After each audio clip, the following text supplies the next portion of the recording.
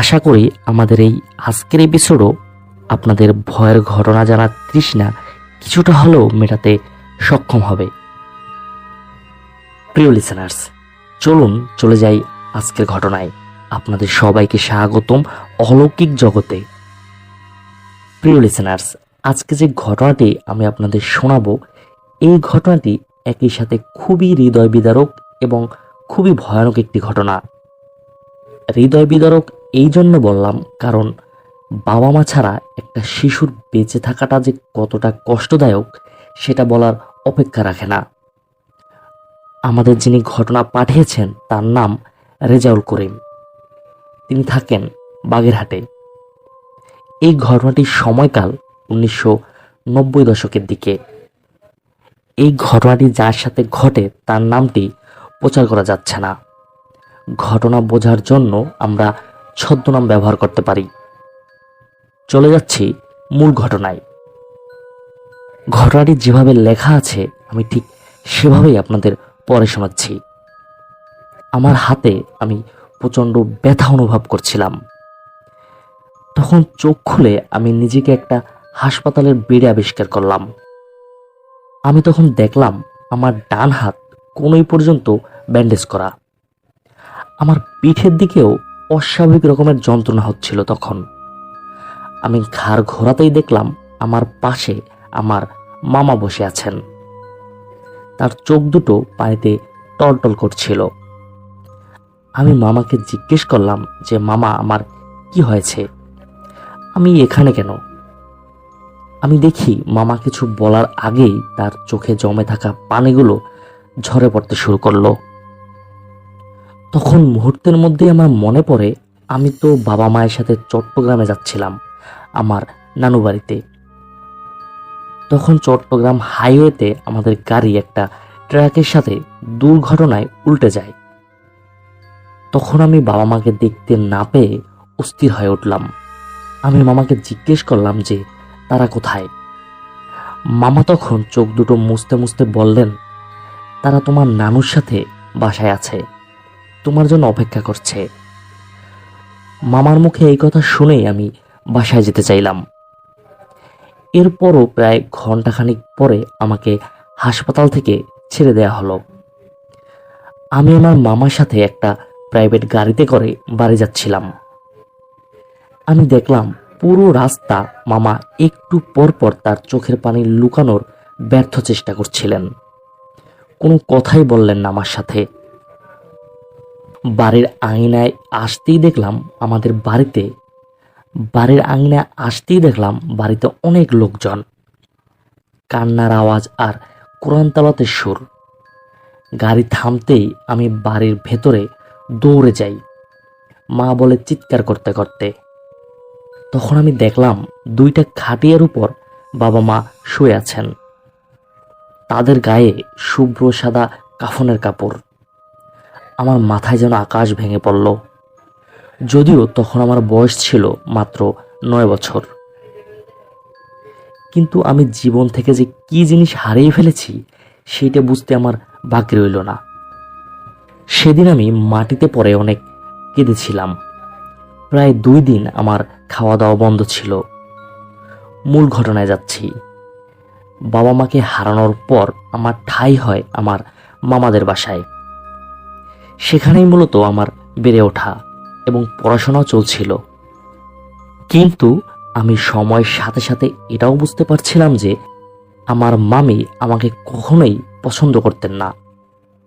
সবসময় অবহেলা করতেন। অনাদর এবং সামান্য বিষয় নিয়েও তিনি কটু কথা শুনিয়ে দিতেন। তাই একদিন চোখের জল এবং মনের একরাশ অভিমান নিয়ে রেল লাইনে বসে বাবা মায়ের কথা ভাবছিলাম। এইসব ভাবতে ভাবতেই হঠাৎ মাগরিবের আজান হয়ে যায় এবং মাগরিবের আজান আমার কানে আসে। তখন আমি অনুভব করলাম আমার থেকে ঠিক 20 থেকে 30 সেকেন্ড দূরত্বে একটা ট্রেন খুব দ্রুত গতিতে এগিয়ে আসছে। আমি মুহূর্তের মধ্যে এক লাফে রেল লাইন থেকে নেমে পড়ি। ঠিক সাথে সাথেই ছুটে গেল ট্রেনটা। আর এক মুহূর্ত দেরি হলে সেদিনই হয়তো আমার জীবনের শেষ দিন হতো। আমি আমার ডান হাতে কেমন একটা ব্যথা অনুভব করছিলাম এবং একটু ভেজা ভেজাও লাগছিল জায়গাটা। আমি হাতের দিকে তাকাতেই দেখলাম আমার বৃদ্ধাঙ্গুল থেকে রক্ত বের হয়ে বেয়ে বেয়ে পড়ছে এবং আমার হাতের অনেকটা জায়গা রক্তে লাল হয়ে গেছে। তখন আমি খুবই অবাক হয়ে গেলাম, হাত কিভাবে কাটলো, কখনই বা কাটলো। এইসব চিন্তা করতে করতে আমি বাসায় চলে যাই। আমি এসে হাত পরিষ্কার করে দেখলাম আমার বৃদ্ধাঙ্গুলে দুটো ফুটোর মতন হয়ে আছে এবং মূলত সেখান থেকেই রক্ত গড়িয়ে পড়ছিল। কিন্তু কিভাবে হলো কিছুতেই আমি মনে করতে পারছিলাম না। মামির দুর্ব্যবহারের কথা মনে পড়তেই হালকা কিছু খেয়ে দ্রুতই নিজের রুমে গিয়ে আমি সেদিনের মতো শুয়ে পড়ি। সারাদিনের ক্লান্তিতে আমি তখন গভীর ঘুমেছিলাম। এমন সময় হঠাৎ আমার নাকে একটা অদ্ভুত গন্ধ আমি পাই। গন্ধ পেয়েই আমার ঘুমটা ভেঙে যায়। তখন আমার সম্পূর্ণ ঘর ছিল অন্ধকার, কিছুই দেখতে পাচ্ছিলাম না আমি। তখন আমি অনুমান করে হাত দিয়ে আমার লাইটের সুইচটা অন করি। বাতি জ্বলতেই আমি দেখলাম আমার বৃদ্ধাঙ্গুল থেকে একইভাবে রক্ত বের হচ্ছে। আমি তাড়াতাড়ি করে ওয়াশরুমে যাই, গিয়ে আমি হাত পরিষ্কার করি। কিন্তু যখন আমি হাত পরিষ্কার করছিলাম তখন সামনের আয়নার দিকে আমার চোখ যায়। আমি লক্ষ্য করলাম আমার নাক এবং ঠোঁটেও অনেক রক্ত লেগে আছে। আমার কাছে খুবই অদ্ভুত লাগছিল বিষয়গুলি। এরপর আমি হাত মুখ ধুয়ে আমার বিছানায় এসে বসলাম। আমি হাতের দিকে তাকিয়েই চমকে উঠি। আমি দেখলাম হাতের ফুটো দুটো আগের চেয়ে অনেক বড় হয়ে গেছে এবং স্পষ্ট হয়ে উঠেছে। তখন আমি কি করি, স্যাভলন দিয়ে আঙুলটা ভালো করে পরিষ্কার করে এভাবেই ঘুমিয়ে পড়লাম। পরদিন সকালে আমি আমার মামিকে বিষয়টা জানাবো ভাবছিলাম, কিন্তু মামির দুর্ব্যবহারের কথা চিন্তা করে আর জানানো হয়নি। কিন্তু সারাটা দিনই আমার হাতে প্রচণ্ড ব্যথা হচ্ছিল এবং আমি নিজেকে অসম্ভব দুর্বল অনুভব করছিলাম। এতটাই দুর্বল লাগছিল যে আমি কলমটাও তুলতে পারছিলাম না। সেদিন খাওয়া দাওয়াও করিনি সারাদিন। শরীর দুর্বল থাকায় সেদিন রাতে খুব তাড়াতাড়ি আমি ঘুমিয়ে পড়ি এবং অদ্ভুতভাবে সেদিন রাতেও আমার হঠাৎ ঘুম ভেঙে যায়। কিন্তু এইবার ঘুম ভাঙার পর আমি অনুভব করি একটা শব্দ শুনতে পাচ্ছিলাম। শব্দটা ছিল চপ চপ করে কিছু খাওয়ার শব্দের মতো এবং মূলত এই শব্দেই আমার ঘুম ভেঙে যায়। আমি অনুভব করি যে আমার খুব কাছে বসে কেউ কিছু খাচ্ছে। আমি চোখ খুলে তাকাই। অন্ধকারের মধ্যে আবছা ডিম লাইটের আলোতে আমি ভয়াবহ একটা জিনিস দেখি। আমি দেখি বিশাল আকৃতির একটা কালো অবয়ব এবং সেই ভয়ানক অবয়বটি আমার বৃদ্ধ আঙ্গুল থেকে অনবরত রক্ত চুষে চুষে খাচ্ছে। সেই ভয়ানক জিনিসটার কোনো চোখ, মুখ, চেহারা কিছুই আমি দেখতে পাইনি, কিন্তু আমি অনুভব করতে পারছিলাম কেউ আমার আঙ্গুল মুখে দিয়ে রক্ত চুষে খাচ্ছে। আমি তখন উঠে দাঁড়ানোর চেষ্টা করি, কিন্তু আমার পুরো শরীর পাথরের ন্যায় শক্ত হয়েছিল। আমি কোনো দিকে নড়তে পারছিলাম না, এমনকি চিৎকার করতেও পারছিলাম না। আমি শুধু চোখ দিয়ে সেই ভয়ানক বীভৎস দৃশ্যটা দেখে যাচ্ছিলাম এবং অসম্ভব যন্ত্রণা সহ্য করে যাচ্ছিলাম। এমন কতক্ষণ পার হয়েছে আমি জানি না। হঠাৎ আমি দূরে কোনো মসজিদ থেকে আজানের ধ্বনি শুনতে পাই এবং মুহূর্তেই সবকিছু যেন উধাও হয়ে যায়। সেই ভয়ানক জীব বা পিচার যাই বলি, সেটাকে আমি আর রুমে দেখতে পেলাম না। তখন আমি একদম নিস্তেজ হয়ে পড়ি। আমি কোনো রকমে হামাগুড়ি দিয়ে আমার মামার রুমের সামনে যাই। সেখানে গিয়ে আমি নিজের সর্বোচ্চ শক্তি দিয়ে মামার দরজায় কয়েকটা বাড়ি দেই এবং সেখানেই আমি জ্ঞান হারিয়ে ফেলি। এরপর দীর্ঘ সময় পর আমার জ্ঞান ফেরে। আমি তখন দেখি আমার মামা এবং মামি দুজনেই অদ্ভুতভাবে আমার দিকে তাকিয়ে আছেন। আমি হাত বাড়িয়ে মামাকে কিছু একটা বলতে গিয়ে অনুভব করলাম আমি আর আমার হাতটা নাড়াতেই পারছি না। মাত্রাতিরিক্ত দুর্বল হয়ে গেছে আমার ডান হাত। আমি তখন হাতের দিকে তাকাই। আমি তাকিয়ে দেখলাম হাতের বৃদ্ধ আঙ্গুলটা একদম নীল রঙের হয়ে আছে। এরই সাথে আঙ্গুলের ফুটো দুটো আরো ভয়ানকভাবে আরো বেশি দৃশ্যমান হয়েছে। তখন আমার মামা আমাকে জিজ্ঞেস করলেন যে হাতের এই অবস্থা কি করে হলো, আর রাতেই বা আমি অজ্ঞান হয়ে গিয়েছিলাম কেন। আমি তখন ভেবে পাচ্ছিলাম না যে তাদের কিভাবে কি বলবো, তারা বিশ্বাস করবে কিনা এটাও চিন্তা করছিলাম। তারপর আবার আমার মামের কথা চিন্তা করে সেদিন আমি তাদেরকে সত্য কথাটা বলিনি। আমি তাদের একটা মিথ্যা অজুহাত দেখিয়ে লুকিয়ে ফেলে আসল কারণ। সেদিন এটাই হয়তো ছিল আমার সবচেয়ে বড় বোকামি, যেটা আমি পরের দিন রাতে বুঝতে পারি। আমার মামা আমার জন্য কিছু ব্যথার ট্যাবলেট নিয়ে আসেন এবং আরো কিছু লাগলে তাকে জানাতে বলেন। সারাটা দিন আমি ঘুমিয়ে শুয়ে বসে কাটিয়ে দেই। আমার হাতেও তখন প্রচণ্ড ব্যথা ছিল। সেই রাতে আমার ঘুম আসছিল না।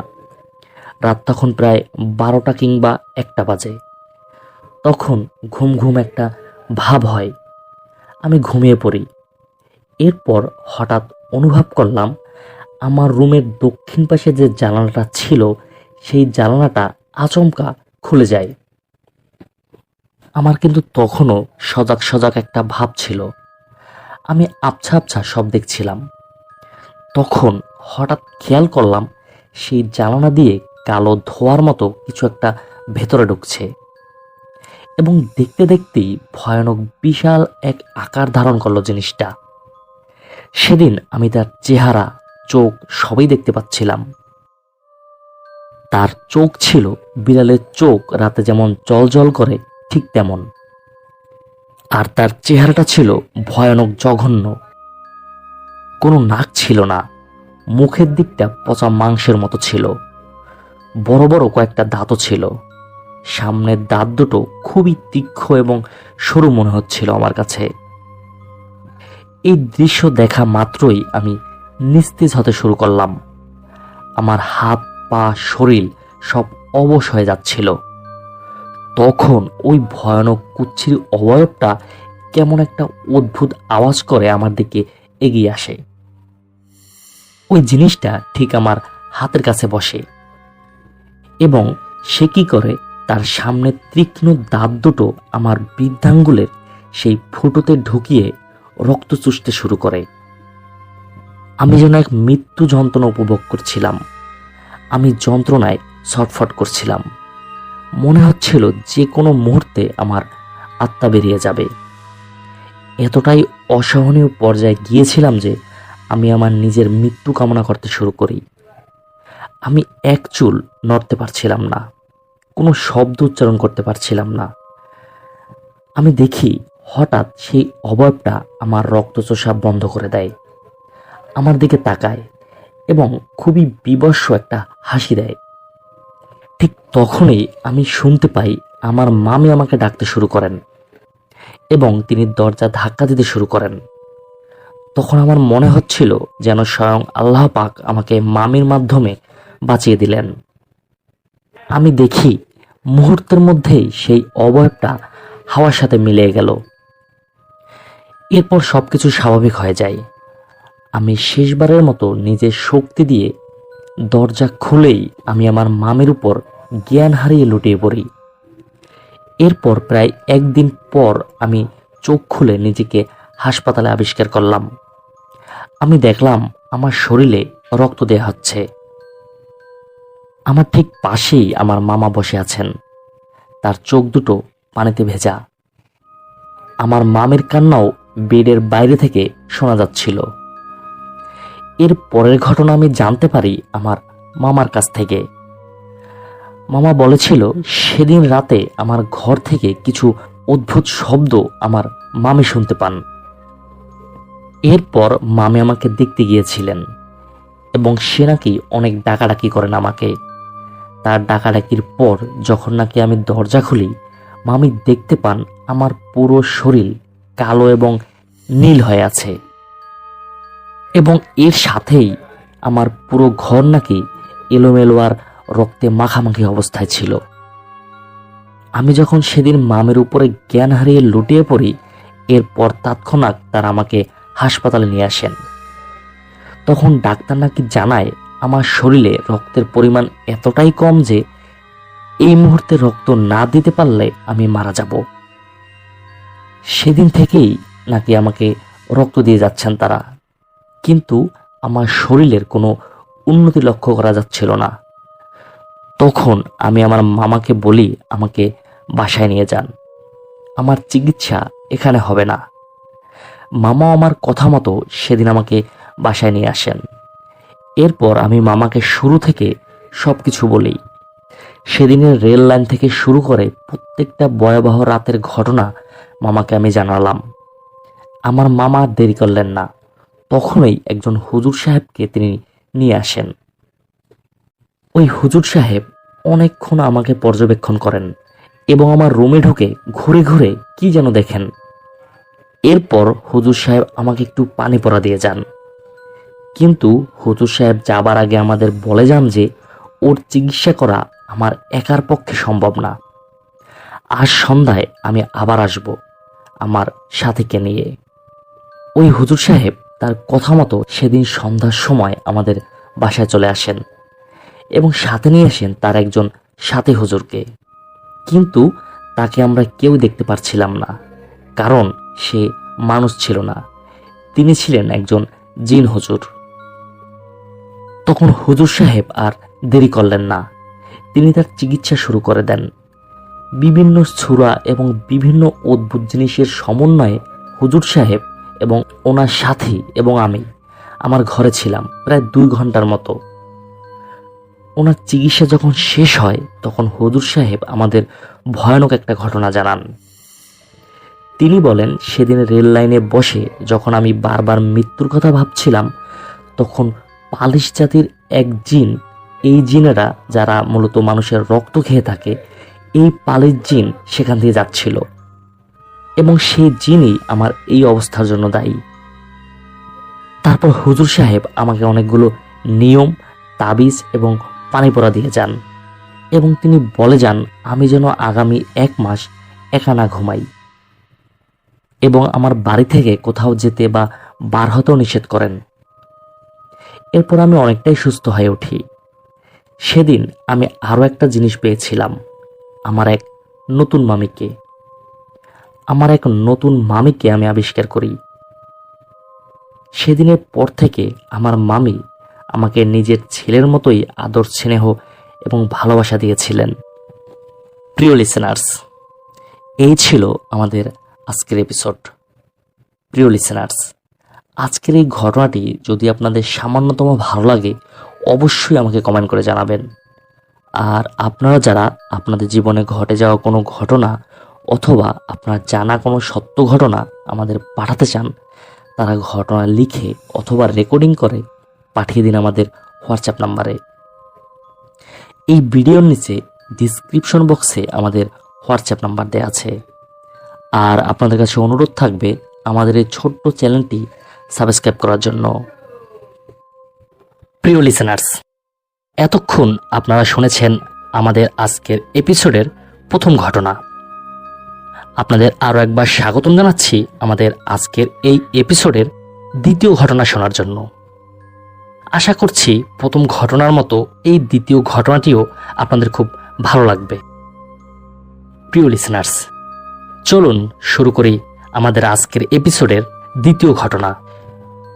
প্রিয় লিসেনার্স, এখন যে ঘটনাটি আমি আপনাদের সাথে শেয়ার করব, এই ঘটনাটি আমাকে লিখে পাঠিয়েছেন সৌরভ নামের এক ভাই। তার বাড়ি মহেশখালীর কোনো একটি গ্রামে। তিনি মূলত এই ঘটনাটি সংগ্রহ করেছেন তার গ্রামে বেড়াতে আসা আসিফ নামের এক লোকের কাছ থেকে। তিনি লিখেছেন, আমার বন্ধু আসিফ খুব ছোটবেলায় কোনো একটা রহস্যজনক ঘটনার কারণে তার পরিবারের প্রায় সবাই মারা যায়। এই আসিফ মূলত তার খালার কাছেই বড় হয়, কিন্তু আসিফ কখনো জানতে পারেনি যে কিভাবে তার পরিবারের সবাই মারা গিয়েছিল। আসিফ অনেকবার তার খালাকে জিজ্ঞাসাও করেছিলেন যে কিভাবে তার পরিবারের সবাই মারা যায়, কিন্তু তার খালা কখনোই তাকে খোলাসা করে কিছু বলেনি। আসিফের বয়স তখন 14 বছর হবে। তখন একদিন তার ওই খালা তাকে সব ঘটনা বলতে রাজি হন যে কিভাবে তার পরিবারের সবাই মারা গিয়েছিল। সেদিন তার খালা বলেছিলেন, তোর বাবা ছিল তোর দাদার একমাত্র ছেলে। তোর বাবা ঢাকায় একটা চাকরি করত, আর তোর দাদা কি করত, গ্রামে তিনি কবিরাজি করতেন। তোর আরেকটা বোনও ছিল, তার বয়স ছিল তখন 6 বছরের মতো। খুব সুখে সংসার ছিল তোদের, খুব ভালোই দিন কাটছিল। তো একদিন রাতে তোর দাদার কাছে এক হিন্দু বাড়ির কিছু লোক আসে। তারা তোর দাদাকে জানায় তাদের নতুন বউ নাকি কিছু অদ্ভুত ধরনের আচরণ করছে। তখন তারা তোর দাদাকে অনুরোধ করেন যেন তাদের সাথে যায়। তোর দাদাও এইটা শুনে যাওয়ার জন্য তৈরি হন, কিন্তু সেদিন তোর দাদি তোর দাদাকে বাধা দেয়। তিনি বলেন রাতে যাবার প্রয়োজন নেই, সকালে যাবেন। কিন্তু তোর দাদা কথা না শুনে তাদের সাথে চলে যায়। তোর দাদা সেখানে গিয়ে দেখেন ওই মহিলাকে একটা জিনে ধরেছে, এবং তোর দাদা তার নিজের মতো কবিরাজি শুরু করেন এবং ওই মহিলার শরীর থেকে ওই জিনটাকে তিনি বার করতে শুরু করেন। কিন্তু ওই জিনটা কোনোভাবেই ওই মহিলাকে ছেড়ে যেতে চাচ্ছিল না। তখন সেই জিন তোর দাদার সাথে কথা বলতে শুরু করে। জিন বলে যদি তাকে এই মহিলার শরীর থেকে বের করে দেয়া হয় তাহলে সে তোর দাদার বংশ শেষ করে দেবে। কিন্তু তোর দাদা এই সব কথা কোনো আমলে নিলেন না এবং এক প্রকার জোর করেই তাকে শরীর থেকে ছাড়িয়ে নেন। তো কাজ শেষে তিনি বাড়িতে চলে আসেন। এরপর ঘটনা শুরু হয় গভীর রাত থেকে। হঠাৎ রাতে টিনের চালে ঢিল পড়া শুরু হয় এবং শোনা যায় বাইরে করুণ সুরে কাক ডাকছে। আবার কেউ কেউ শুনতে পান ছাগলের আর্তনাদ। রাতে তারা ভয়ে কেউই বাইরে বের হননি। দিনের বেলা সব স্বাভাবিক থাকে। আবার যখন সন্ধ্যা নামে রাতের বেলা আবার শুরু হয় একই ঘটনা। এবার একটা মহিলা বাইরে কান্নাকাটি শুরু করে। তোর দাদা দাদি বাবা মা বের হয়ে দেখে একটা কালো ছায়া অন্ধকারে কান্না করছে। তখন তোর দাদা কাছে গিয়ে জিজ্ঞেস করে যে সে কি চায়। ওই মহিলাটি বলে, তুই আমার ঘর কেড়ে নিয়েছিস, এবার আমি তোর পরিবার কেড়ে নেব। প্রথমে আমি তোর নাতনিকে নিয়ে যাচ্ছি, এই বলে সে চলে যায়। তখন সবাই ঘরে ফিরে আসে। ঘরে আসলে দেখে তোর ছোট বোন ঘরে নেই। তখন চারদিকে শোরগোল পড়ে যায়, সবাই খোঁজা শুরু করে। সেদিন সম্পূর্ণ রাতটা সবাই তাকে খোঁজে, কিন্তু কোথাও আর তাকে খুঁজে পাওয়া যায় না। খুঁজে পাওয়া যায় তাকে পরদিন সকালবেলা বাড়ির পিছনে জঙ্গলের মধ্যে তার লাশ পাওয়া যায়। তখন পুরো পরিবারে শোকের ছায়া নেমে আসে। তোর দাদা বুঝতে পারে তার কাজটা ঠিক হয়নি। এরপর তিনি কি করেন, তিনি ওই জিনটাকে বোতলবন্দি করার অনেক চেষ্টা করেন, কিন্তু ওই জিনটা ছিল অনেক শক্তিশালী। তোর দাদা কি করে, অন্য কবিরাজের কাছে যায়। সেই কবিরাজ বলে এই জিনটা এই পরিবার ধ্বংস করার প্রতিজ্ঞা করেছে। এই সব শুনে তোর দাদা দাদি সিদ্ধান্ত নেয় তোর বাবা মা আর তোকে আমাদের বাড়িতে পাঠিয়ে দেবেন। তারপর তোকে নিয়ে তোর বাবা মা আমাদের বাড়িতে চলে আসেন। তোর দাদা দাদি ওই বাড়িতেই থেকে যায়। এরপর তোর বাবা মা আমাদের এই বাড়িতে থাকতে শুরু করেন। কয়েকদিন হয়ে যায়, তোর দাদা দাদির কোনো খোঁজ পাওয়া যাচ্ছিল না। তোদের বাড়ির আশেপাশে সবাইকে জিজ্ঞেস করলেও কেউ কোনো খোঁজ খবর দিতে পারছিল না। তখন বাধ্য হয়ে তোর বাবা মা তাদের দেখতে যান, কিন্তু তারা গিয়ে এক বিভৎস দৃশ্য দেখতে পান। তোর দাদা দাদির মৃত লাশ বাড়িতে পড়ে আছে। তারা দেখেন তোর দাদিকে মেরে ঘরে ঝুলিয়ে রাখা হয়েছে, আর তোর দাদাকে মেরে তার চোখ দুটো খুলে ফেলা হয়েছে। তার লাশ পড়েছিল তোদের গোয়াল ঘরে। তাদের চোখে মুখে ছিল ভয়ানক এক আতঙ্কের চিহ্ন। এই ঘটনার পর তোর বাবা মা খুবই ভেঙে পড়ে। তারা সিদ্ধান্ত নেয়, যেহেতু তোর দাদার সাথে জিনটার সত্যতা ছিল, এখন আর কিছু হবে না। তাই তোকে আমাদের কাছে দিয়ে তারা ওই বাড়িতে চলে যায়। কিন্তু কয়েকদিন হয়ে যায়, আমরাও আর তাদের খোঁজ পাচ্ছিলাম না। তারপর আমরা গ্রামের কিছু লোক নিয়ে তোদের বাড়িতে যাই। গিয়ে দেখি তোর বাবা মাকেও মেরে ফেলা হয়েছে। তোদের পরিবারটা শেষ হয়ে যায়। তোর খালু আর আমি তোকে নিয়ে বেশ চিন্তায় পড়ে যাই। আমরা তোদের গবাদি পশু গ্রামের মানুষদের দিয়ে দেই, আর তোকে আমাদের সাথে নিয়ে চলে আসি। এরপর কিছুদিন তুই খুব ভয়ে ভয়ে থাকতি। তোর খালু একজন কবিরাজের সন্ধান পায়। তার সাথে গিয়ে সে দেখা করে। সেই কবিরাজ বলে এই জিনটাকে নাকি ভারতের এক তান্ত্রিক পালন করত। সে বিভিন্ন কাজ করত। ওই জিনটা সেখান থেকে পালিয়ে এসেছে। তার বাঁচার জন্য নতুন একটা শরীর দরকার ছিল, তাই সেই হিন্দু মহিলার শরীরে সে ভর করেছিল। তোর দাদা জোর করে তাকে শরীর থেকে ছাড়িয়ে নেয়, তাই সে প্রতিশোধ নিয়েছে। জিনটা কিছুদিনের মধ্যেই মারা যাবে। ততদিন তোকে সাবধানে রাখতে হবে। তোর 14 বছর হয়ে গেলে আর সমস্যা হবে না। তারপর থেকে তোকে আমরা আগলে রাখি। কবিরাজ তোকে কিছু তাবিজও দেয়, সেগুলো কখনো তোর কাছ থেকে হাতছাড়া করেনি। আর এখন তোর 14 বছর বয়স, তুই এখন বিপদমুক্ত। এই ছিল আমার সেই আসিফ নামক বন্ধুর জীবনে ঘটা ভয়ানক একটি ঘটনা। যখন সে আমার কাছে তার পরিবারের কথা বলছিল, তার চোখ দিয়ে স্রোতের মতো পানি পড়ছিল। আমি যে কি বলে তাকে সান্ত্বনা দিব বুঝে উঠতে পারছিলাম না। আমি তাকে কাঁদতে বাধা দেইনি। মানুষের জীবনটা খুবই বিচিত্রময়।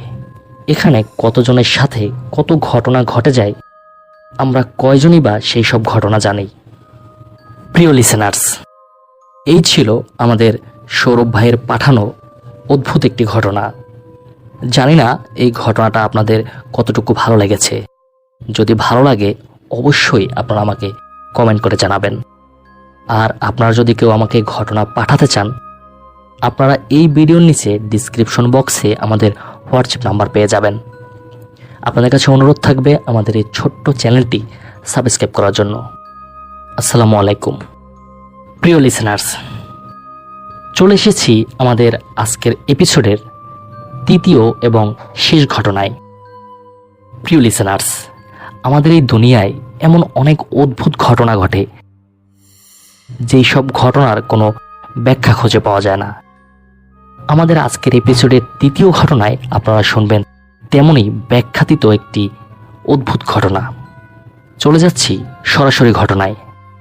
প্রিয় লিসেনার্স, রোমানিয়ার অদ্ভুত এক বনভূমি, যেখানে কোনো মানুষ গেলে ফিরে আসার কোনো সম্ভাবনাই থাকে না। রোমানিয়ার ট্রান্সিলভানিয়ায় অবস্থিত ক্লাজনাপকা শহরে হুইয়াবাইসি নামক একটি বনভূমি অবস্থিত। এই বনভূমিতে প্রায়শই ঘটে যাওয়া বিভিন্ন অতি প্রাকৃতিক ঘটনা এই বনটিকে ভৌতিক ও রহস্যময় করে রেখেছে। সব মিলিয়ে প্রায় 250 হেক্টর জায়গার উপর সমগ্র বনভূমিটি দাঁড়িয়ে রয়েছে। এই জঙ্গলকে পৃথিবীর সবচেয়ে ভয়ঙ্কর জঙ্গল বলেও অভিহিত করা হয়। এই জঙ্গলে যারা একবার প্রবেশ করেন তারা নাকি আর কখনোই ফিরে আসে না। তবে এই তথ্যটি স্থানীয় মানুষদের কেবল একটি ধারণা মাত্র। এর কোনো বৈজ্ঞানিক ভিত্তি নেই। এই জঙ্গলের গাছগুলোর আকৃতি কিছুটা হলেও অস্বাভাবিক মনে হয়। প্রায় প্রতিটি গাছেই অদ্ভুত ধরনের ডালে ডালে পেঁচানো। অশরীরী কোনো কিছুর উপস্থিতি, অদ্ভুত ধরনের কিছু আবির্ভাব, অপরিচিত আলোর বলয় সহ এমন অনেক কিছুরই বর্ণনা পাওয়া যায় এলাকাবাসী এবং বন পরিদর্শনে আসা সাধারণ মানুষের কাছ থেকে। এই জঙ্গলে এমন এমন সব ঘটনা হয় যে কারণে স্থানীয় বাসিন্দারা একে ট্রান্সিলভেনিয়ার বারমুডা ট্রায়াঙ্গেল বলে থাকেন। এই জঙ্গলে ঘুরতে আসা প্রায় সকলের কাছ থেকে শোনা যায় তারা বনে থাকার পুরোটা সময় জুড়েই এক ধরনের অস্বাভাবিক মানসিক সমস্যায় ভুগতে থাকেন। শুধু তাই নয়, তারা অনুভব করেন কেউ যেন তাদেরকে প্রতিনিয়ত চোখে চোখে রাখছে। আনুমানিক 1968 সালের দিকে এই বনটি সর্বপ্রথম বিশ্ববাসীর কাছে রহস্য নিয়ে উপস্থিত হয়। মূলত বিশ্ববাসী এই বন সম্পর্কে জানতে পারেন বার্নিয়া নামক এক ব্যক্তির তোলা ফটোগ্রাফের মাধ্যমে। এই জঙ্গলে ভ্রমণের সময় বার্নিয়া একটি ইউএফও দেখতে পান বলে দাবি করেন এবং সাথে সাথেই তিনি তা ক্যামেরাবন্দি করে ফেলেন। ঘটনার সত্যতা যাচাইয়ের জন্য এই ঘটনার কিছুদিন পরেই কিছু জীববিজ্ঞানী সেখানে যান। গিয়ে অনেক কিছুই পরীক্ষা নিরীক্ষা করেন তারা। ওই বনের আশেপাশের এলাকাবাসীদের সাথে তারা কথা বলেন। তারা ওই এলাকাবাসীদের সাথে কথা বলেও জানতে পারেন তারাও নাকি এমন মাঝে মধ্যে গোলাকৃতির তীব্র আলোর বলয় বন থেকে ঊর্ধ্ব আকাশের দিকে উড়ে যেতে দেখেন। 2002 সালে সর্বশেষ ইউএফও দেখেছিলেন স্থানীয় দুজন পর্যটক। তারা এই বনের খুব কাছাকাছি প্রতিবেশী শহরে থাকেন। তারা বলেন সিগারেটের মতো লম্বা প্রায় 50 মিটার দীর্ঘ একটি অতি উজ্জ্বল আলোকবস্তু বন থেকে আকাশের দিকে ছুটে যায়। প্রায় 25 সেকেন্ডের জন্য তারা এই বস্তুটিকে দেখতে পেয়েছিলেন। একটা কথা ওই অঞ্চলে কথিত আছে, একবার নাকি এক মেষ পালক বেশ কয়েকটি মেষ শাবককে ঘাস খাওয়ানোর জন্য এই বনে প্রবেশ করেছিলেন, কিন্তু আশ্চর্যজনকভাবে তারা আর কখনোই ফিরে আসেনি। একেবারে তারা গায়েব হয়ে গিয়েছিল। এই ঘটনার পরে অনেকেই এই বনে প্রবেশ করতে যথেষ্ট পরিমাণ ভয় পান। ওখানকার স্থানীয় মানুষদের মধ্যে এক ধরনের ভীতি কাজ করে।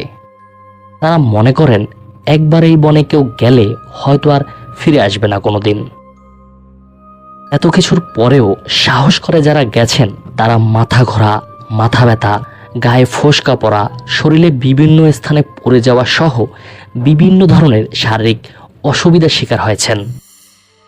বিজ্ঞানীরা অবশ্য পরীক্ষা করে দেখেছেন এই বনে অস্বাভাবিক মাত্রার তেজস্ক্রিয় বিকিরণ, মাইক্রোওয়েভ বিকিরণ ও ইনফ্রারেড বিকিরণ হয়ে থাকে। এছাড়াও এখানে চৌম্বকীয় ক্ষেত্রের বেশ কিছু বিচ্যুতি রয়েছে। এই বনের ঠিক মাঝখানে এমন একটি জায়গা রয়েছে যেখানে কখনো কোনো ঘাস বা অন্য কোনো উদ্ভিদ জন্মাতে দেখা যায়নি।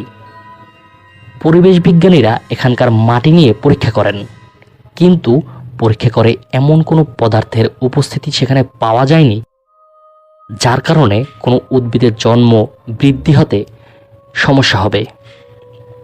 ওখানকার স্থানীয় বাসিন্দারা এই জায়গাটিকে ভুতুড়ে ঘটনার কেন্দ্রবিন্দু বলে থাকেন। তাদের ধারণা কোনো অশরীরী কিছু বা অতৃপ্ত আত্মার বাস এই জায়গায় আছে। তবে বিজ্ঞানীরা স্থানীয় মানুষদের এই সমস্ত তথ্য মানতে নারাজ। বছরের পর বছর যে রহস্যকে এই বন আগলে রেখেছেন, কিন্তু কোনোভাবেই রহস্যের জালটা ঠিক ছিন্ন করতে পারছেন না বিজ্ঞানীরা। সকল নিয়মকে বুড়ো আঙ্গুল দেখিয়ে আজও ভৌতিকতার ঘন অন্ধকারে ঢাকা পড়ে আছে ট্রান্সিলভেনিয়ার এই ভয়ানক বনটি। প্রিয় লিসেনার্স, আপনারা শুনেছিলেন একটি ভয়ানক বনের কাহিনী। আমাদের এপিসোডগুলো মূলত আপনাদের পাঠানো কিছু ঘটনা নিয়ে অথবা বহির্বিশ্বে ঘটে যাওয়া সত্য ভৌতিক ঘটনা নিয়ে সাজানো হয়ে থাকে। আমাদের এপিসোডগুলো যদি আপনাদের সামান্যতম ভালো লাগে, অবশ্যই আপনারা আমাকে কমেন্ট করে জানাবেন এবং আপনারা কী ধরনের ঘটনা শুনতে চান সেই বিষয়েও আপনারা কমেন্টে মতামত দিতে পারেন। প্রিয় লিসেনার্স, এই ছিল আমাদের আজকের এপিসোড। মহান আল্লাহ তাআলার এই দুনিয়ায় কত যে রহস্য লুকিয়ে আছে তার ধারণা আমরা করতে পারি না। মহান আল্লাহ তাআলার কাছে ফরিয়াদ থাকবে এই ধরনের সকল ভৌতিক সমস্যা থেকে তিনি যেন আমাদের হেফাজত করেন। প্রিয় লিসেনার্স, আজকের এই 3টি ঘটনা যদি আপনাদের সামান্যতম ভালো লাগে অবশ্যই আমাকে কমেন্ট করে জানাবেন। আর আপনারা যারা আপনাদের জীবনে ঘটে যাওয়া কোনো ঘটনা অথবা আপনার জানা কোনো সত্য ঘটনা আমাদের পাঠাতে চান, তারা ঘটনা লিখে অথবা রেকর্ডিং করে পাঠিয়ে দিন আমাদের হোয়াটসঅ্যাপ নাম্বারে। এই ভিডিওর নিচে ডিসক্রিপশন বক্সে আমাদের হোয়াটসঅ্যাপ নাম্বার দেওয়া আছে। আর আপনাদের কাছে অনুরোধ থাকবে আমাদের এই ছোট্ট চ্যানেলটি সাবস্ক্রাইব করার জন্য। ইনশাল্লাহ পরবর্তী ঘটনা শোনার আমন্ত্রণ জানিয়ে আজকের মতো এখানেই বিদায় নিচ্ছি। আসসালামু আলাইকুম।